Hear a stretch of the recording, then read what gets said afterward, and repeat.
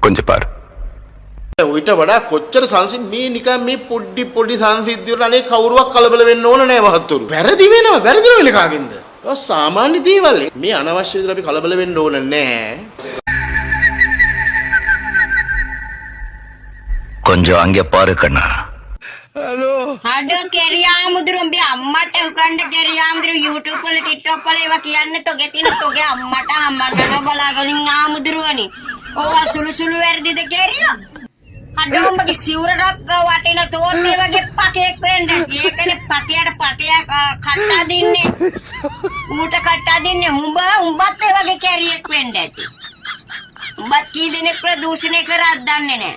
ආමුදුරෝ උඹ සිවුර දාගෙන ඉන්න විදිහට පන් හොඳේ අපේ ළමයි අපි